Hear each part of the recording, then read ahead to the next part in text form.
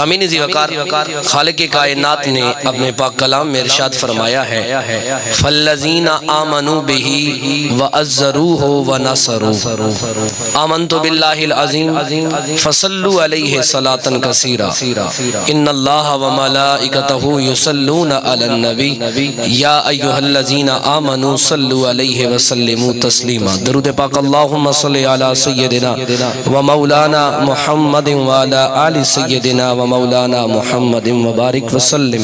سامعین ذی احتشام، خالق کائنات نے فرمایا جو لوگ ایمان لے آئیں وَأَزَّرُوهُ اور اس کے بعد تعزیر کریں وَنَصَرُوا اور مدد کریں۔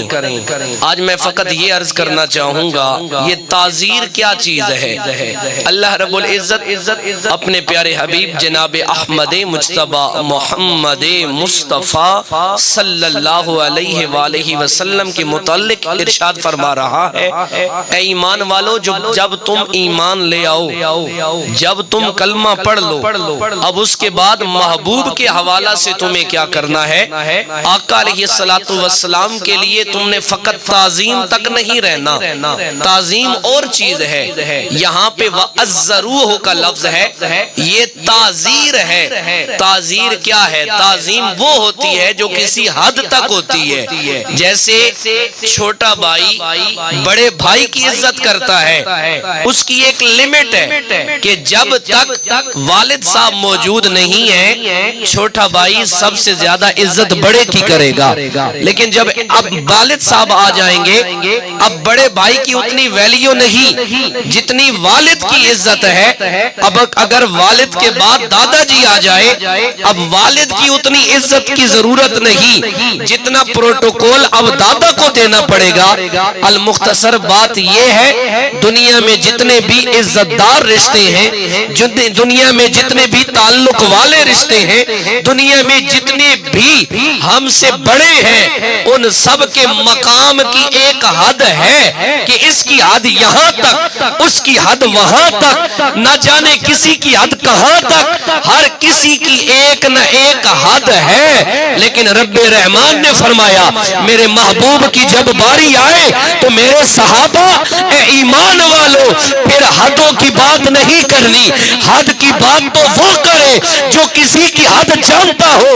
ارے تم حد جانتے ہو تو اپنے بھائی کی حد جانتے ہو، ارے تم حد جانتے ہو تو اپنے باپ کی حد جانتے ہو، ارے تم حد جانتے ہو تو رشتہ دار کی حد جانتے ہو۔ آمنہ کے لال کی حد یا تو فقط مصطفیٰ جانتا ہے یا اس کا پیارا خدا جانتا ہے، اس کے علاوہ کوئی دنیا میں ایسا آیا ہی نہیں ہے جو محمد مصطفیٰ کے مقام کی حد کے متعلق ہمیں بتا سکے۔ سامعین ذی وقار حضرت مسور بن مخرمہ رضی اللہ تعالیٰ عنہ حدیث مصطفیٰ کے راوی ہیں۔ میں عرض کر رہا ہوں مصطفیٰ کے مقام کی حد ہے ہی نہیں، حضور کا جتنا بھی ادب کر لیں وہ کم ہے، مصطفیٰ کا درجہ اس سے بھی زیادہ بلند ہے۔ حضرت مسور بن مخرمہ رضی اللہ تعالیٰ عنہ آپ فرماتے ہیں جب عروہ بن مسعود کو صلح حدیبیہ سے قبل یہ مسلمانوں کا اور کافروں کی آپس میں صلح چل ہونے لگی تھی، اس سے قبل نہ کافروں نے بھیجا کہ یار تو بندہ عقل مند ہے تو جا اور جا کر حالات دیکھ کے آ۔ جس طرح کسی بھی ملک کی آپس میں جیسے ہماری جنگ بندی ہوئی، جنگ کا آغاز ہوا تو وہ اپنے جاسوس چھوڑتے ہیں۔ عروہ بن مسعود نامی شخص کو بھیجا گیا کہ تم جا کر چیک کرو مسلمانوں کی پاور کتنی ہے، مسلمانوں کی طاقت کتنی ہے، ان کی تیاری کتنی ہے، وہ اسلام سے کتنی محبت کرتے ہیں، وہ ایمان پہ کتنے قوی ہیں، وہ مصطفیٰ کی ذات کا کتنا ادب کرتے ہیں۔ عروہ بن مسعود جب آیا نا اس نے آقا علیہ السلام کو دیکھا، آقا علیہ السلام وضو فرما رہے ہیں اور میرے مصطفیٰ کے صحابہ جیسا کہ ساجد صاحب نعت پڑھ رہے تھے ان صحابہ کی خوش اتوار نگاہوں کو سلام جن کا مسلک تھا طواف رخ زیبا کرنا۔ آقا علیہ السلام آپ وضو مبارک کے لیے جب اپنے ہاتھوں کو بڑھاتے ہیں ایک صحابی میرے مصطفیٰ کے ہاتھوں پہ یہ پانی ڈالتا ہے تاکہ میرے مصطفیٰ وضو کر لیں. وہ عروہ بن مسعود دیکھتے ہیں کہ باقی جو صحابہ ہیں وہ اپنے ہاتھوں کو میرے مصطفیٰ کے ہاتھوں کو نیچے لے جاتے ہیں. ارے وجہ کیا ہے؟ یہ ہاتھ نیچے پہلانے کا مقصد کیا ہے؟ عروہ بن مسعود حیران رہ گیا کہ لوگ جو میرے مصطفیٰ کے صحابی ہیں وہ مصطفیٰ کا اتنا ادب کرتے ہیں کہ آقا کے جسم سے گرنے والے قطرے کو بھی وہ زمین پر پہنچنے نہیں دیتے, اپنے ہاتھوں پہ اٹھا کے اپنے جسم پہ مل لیا کرتے ہیں. یہ میرے مصطفیٰ کے ہاتھ سے مس ہونے والے پانی کا ادب ہے.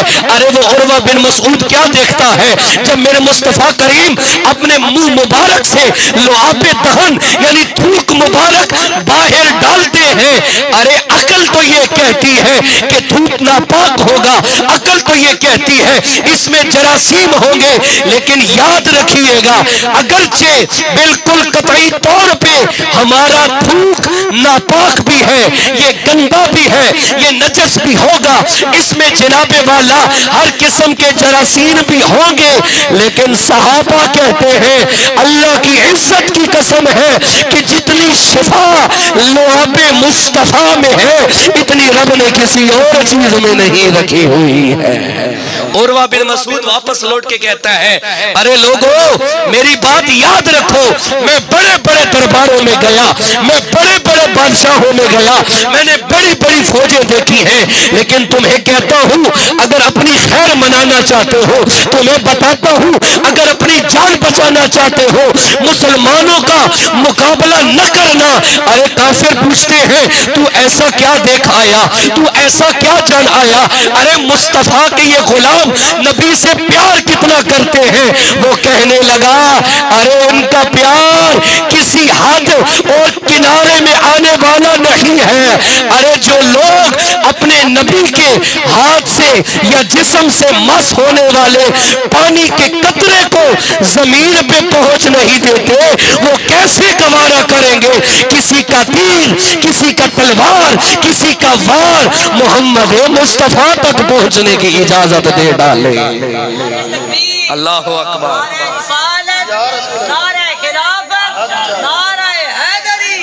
سامعین زی وقار زندہ باد زندہ باد. آقا علیہ الصلوۃ والسلام نے فرمایا, اللہ رب العزت نے فرمایا میرے محبوب کے لیے فقط تعظیم نہیں کرنی, وہ تو تم بھائی کی بھی کر لو گے, تعظیم تو تم باپ کی بھی کر لو گے, تعظیم تو تم چچا کی بھی کر لو گے, لیکن جب باری مصطفیٰ کی آئے جو جو چیزیں دوسروں کے لیے تعظیم سے بڑھ کر ہوتی ہیں وہ میرے مصطفیٰ کے لیے ادنا درجے کی عزت والی بات بن جایا کرتی ہے.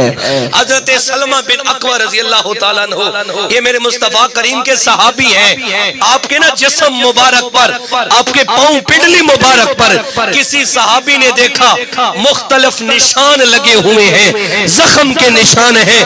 وہ صحابی مصطفیٰ آقا کے اس دیوانے سے پوچھتا ہے ارے تمہیں یہ ٹانگ پر, تمہارے جسم پر یہ نشان کس قسم کے ہیں؟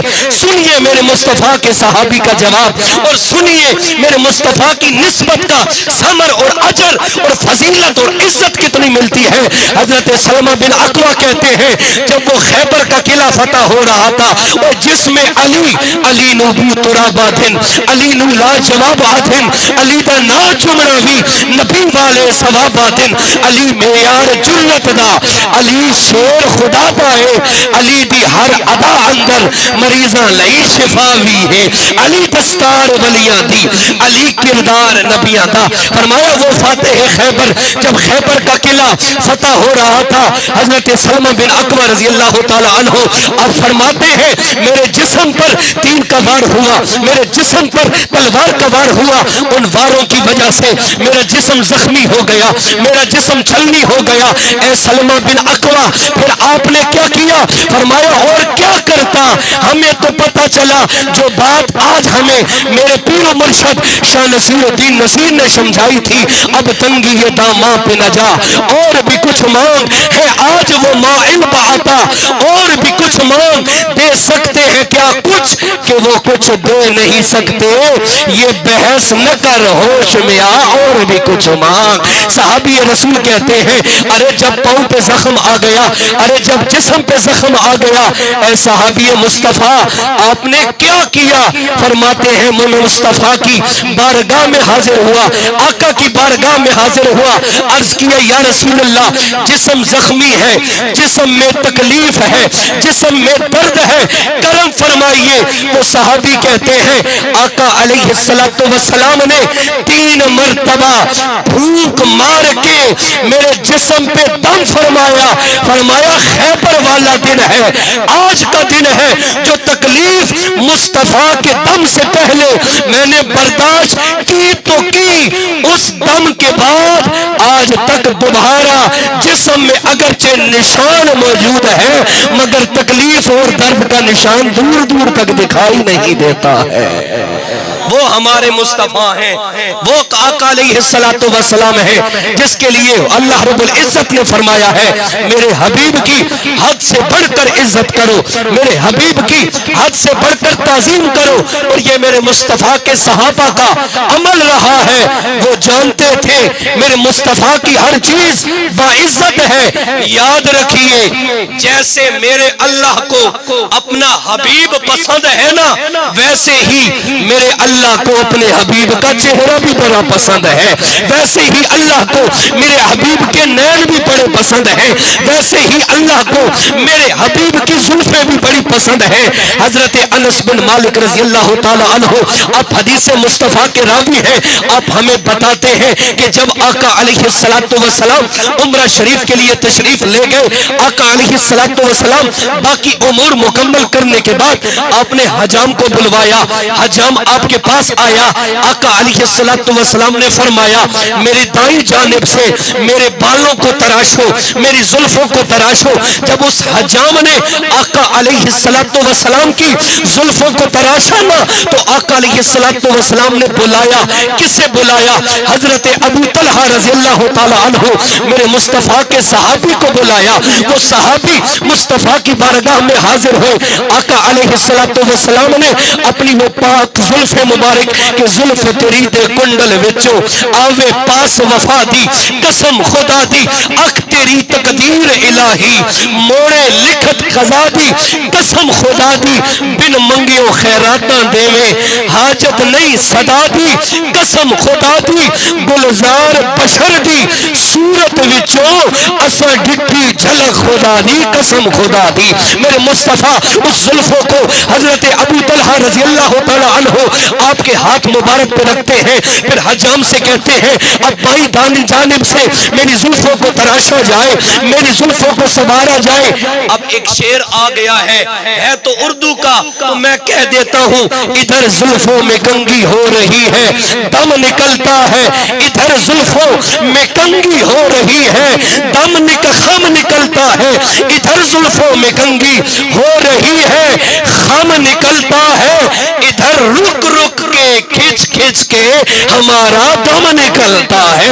اور محبوب تیری زلفوں کو دیکھ کر کتنے عاشق جان گواہ بیٹھے ہوں گے، تیری زلفوں کو دیکھ کر حضرت ابو طلحہ کو میرے مصطفیٰ نے وہ زلفیں دی، اور آقا نے کیا فرمایا؟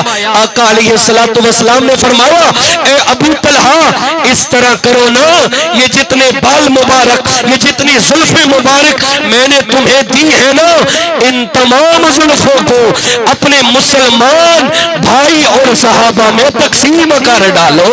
ارے کوئی پوچھے یہ میرے مصطفیٰ کی زلفیں تقسیم کرنے کا فائدہ کیا ملا؟ تو سنو، حضرت ام سلمہ رضی اللہ تعالی عنہا آپ فرماتی ہے میرے پاس آقا علیہ السلام کی ان زلفوں میں سے چند زلف مبارک کے بال موجود تھے۔ پھر ہوتا کیا تھا، جب کبھی بھی پورے شہر میں سے اگر کوئی بندہ بیمار ہو جاتا جس کی بیماری طویل ہو جاتی، جس کی بیماری طوالت میں چلی جاتی، جس کی بیماری جان چھوڑنے کا نام نہیں لیتی، وہ لوگ کیا کرتے؟ وہ اپنے گھروں میں سے برتن لے کے ان میں پانی ڈال کے وہ ہمارے گھر آتے۔ حضرت ام سلمہ رضی اللہ تعالیٰ عنہ، اے اماں جان آپ کیا کیا کرتی تھی؟ آپ کا عمل کیا تھا؟ آپ فرماتی ہیں میں آقا علیہ السلام کے ان زلف مبارک کے ان تراشوں کو، ان ٹکڑوں کو ہلکا سا پانی میں ڈبو دیا کرتی تھی، جیسے ہی ڈبو کے انہیں باہر نکالتی، مریض سے کہتی انہیں پی لو۔ فرمایا فقط پانی کا جو ہے نا قطرہ منہ سے حلق سے نیچے اترنے کی دیر ہوتی تھی، اللہ تعالیٰ تمام بیماریوں کو دور فرما دیا کرتا تھا، اللہ تعالیٰ ہر تکلیف کو ختم فرما دیا کرتا تھا، اللہ تعالیٰ ہر پریشانی کو ختم فرما دیا کرتا تھا۔ کہہ دیجئے سبحان اللہ۔ وہ ہمارے آقا علیہ السلام ہیں، وہ حضور علیہ السلام کی ذات ہے کہ جس کے متعلق اللہ رب العزت نے فرمایا ہے فَالَّذِينَ آمَنُوا بِهِ وَعَزَّرُوهُ، جب ایمان لاؤ پھر حد سے بڑھ کے آقا علیہ السلام کی عزت کیا کرو۔ حضرت سہل بن سعد، توجہ ہے جناب والا، بات کی سمجھ آ رہی ہے؟ باواز بلند کہیے سبحان اللہ۔ حضرت سہل بن سعد رضی اللہ تعالیٰ عنہ، یہ بھی آقا علیہ السلام کے صحابی ہیں۔ یہ کیا فرماتے ہیں کہ آقا علیہ السلام کے پاس ایک خاتون آئی، ان کے پاس ایک انتہائی خوبصورت چادر تھی، بڑی پیاری سی بنی ہوئی چادر۔ وہ آ کے نا آقا علیہ السلام کی بارگاہ میں اپنا تحفہ اور نذرانہ پیش کرتی ہے۔ حضور علیہ السلام کو اس وقت اس چادر کی کپڑے کی ضرورت بھی تھی۔ آقا علیہ السلام نے خوشی سے اس خاتون سے وہ تحفہ قبول فرما لیا۔ آقا علیہ السلام نے اسے اپنے جسم پر اوڑھ بھی لیا۔ ابھی صحابہ بیٹھے ہیں، ان صحابہ میں سے ایک صحابی جسے حضرت امام طبرانی نے حضرت سعد بن ابی وقاص کہا ہے کہ یہ وہ صحابی تھے، فرمایا انہوں نے نا فوراً آقا کی بارگاہ میں عرض کی یا رسول اللہ صلی اللہ علیہ وآلہ وسلم، اگر آپ شفقت فرمائیں تو یہی چادر مجھے عنایت فرما دیں۔ اور اللہ کے حبیب کو اللہ نے کیا فرمایا ہے وَأَمَّا السَّائِلَ فَلَا تَنْهَرْ، اے محبوب تیرے دروازے سے کوئی خالی ہاتھ جانا نہیں چاہیے۔ جیسے ہی صحابی نے کہا نا میں نے عرض کیا حضور کو چادر کی ضرورت بھی تھی، آقا علیہ السلام کی ضرورت کی چیز تھی، اضافی تو مصطفیٰ کبھی رکھتے ہی نہیں ہے نا، یہ ضرورت کا کپڑا تھا۔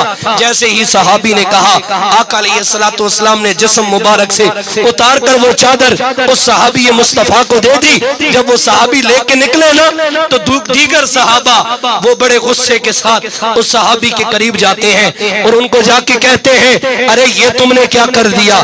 تم جانتے تھے میرے مصطفیٰ کو یہ چادر پسند آئی تھی، تم جانتے تھے آقا کو اس چادر کی حاجت اور ضرورت بھی تھی، پھر تم نے میرے مصطفیٰ سے یہ کیوں مانگ لیا؟ تم جانتے تھے کہ حبیب کبھی نہ نہیں کرتے، ایک لفظ نہیں ہے جو تیرے لب پر نہیں ہے، آقا نے زندگی میں نہیں کسی کو نہیں کہا ہے۔ ارے تم جانتے تھے میرے مصطفیٰ نہیں فرماتے، پھر بھی تم نے مانگ لیا۔ وہ صحابی کا عقیدہ دیکھے، وہ صحابی کہنے لگے ارے میرے صحابہ دوستو مجھے اس چادر کی ابھی ضرورت نہیں، یہ بڑی تکلیف والے عمل میں کام آئے گی، بڑے مشکل والے عمل میں کام آئے گی۔ ارے وہ کون سا تکلیف والا عمل ہے، وہ کون سا مشکل والا دن ہے جس دن کے لیے تم نے مصطفیٰ کے جسم مبارک سے چادر لے لی؟ صحابی کا عقیدہ ہمیں بتا رہا ہے۔ وہ صحابی کہتے ہیں ارے اس چادر کو میں نے دنیا کو دکھانے کے لیے مصطفیٰ سے نہیں لیا، ارے میں تو چاہتا ہوں جب میں مر جاؤں تو مجھے کفن میرے مصطفیٰ کے جسم سے مس ہونے والے کپڑے میں ملنا چاہیے، کیونکہ میں جانتا ہوں آقا علیہ السلام اپنا ہاتھ مبارک جس چیز کے ساتھ مس فرما دیتے ہیں اللہ رب العزت اس چیز پر دوزخ کی آگ کو ہمیشہ کے لیے حرام کر دیا کرتا ہے۔ عقیدہ ہے کہ حضور کی نسبت چاہے جسمانی ہو چاہے روحانی ہو چاہے وہ نسبت میں پانی میں بھی شامل ہونا، اللہ رب العزت اس میں بھی برکتیں عطا فرما دیا کرتا ہے۔ سامعین جی وقار، آج ضرورت ہے ہم آقا علیہ الصلوۃ والسلام کے ادب و احترام میں ہر طرح سے خیال رکھیں۔ کوئی چیز ایسی ہے ہی نہیں کہ جو میرے مصطفیٰ کے ادب کے دائرے سے باہر ہو۔ کائنات میں جو کچھ ہے وہ نیچے ہے، آمنہ کا لال ان سب کے اوپر ہے۔ کائنات میں مصطفیٰ سے اوپر فقط ایک ہے، وہ ہمارا خدا ہے، اور خدا سے نیچے جو سب سے اونچا ہے اس کا نام محمد مصطفیٰ ہے۔ وہ آقا علیہ الصلوۃ والسلام کی ذات ہے کہ جس ذات میں کی کیا ہی بات ہے، دعا ہے اللہ رب العزت ہمیں آقا علیہ الصلوۃ والسلام کا حد درجہ ادب و احترام کرنے کی توفیق نصیب فرمائے۔ خوش نصیبی ہے ہمارے محترم میرے بڑے بھائی جناب محمد اشفاق صاحب کی کہ جن کو اللہ رب العزت نے یہ توفیق عطا کی کہ آج انہوں نے اپنے گھر میں حضور کا ذکر سجایا۔ یہ یاد رکھیے ازل سے ابتدا سے ہی میرے مصطفیٰ کی امت کے جو غلام ہیں نا، حضور کی دور کے آغاز سے ہی وہ اس جمعرات اور جمعہ کی درمیانی رات کو ہمیشہ ذکر خدا اور ذکر مصطفیٰ میں گزارنے کی کوشش میں لگے رہتے ہیں، کیونکہ جمعہ ہفتے کے تمام دنوں کا سردار ہے۔ جمعہ کو اللہ نے یہ عزت بخشی ہے کہ باقی 7 دنوں پر اسے فضیلت عطا کی ہوئی ہے، اور راتوں میں فضیلت والی رات جمعہ اور جمعرات کی یہ درمیانی رات ہے۔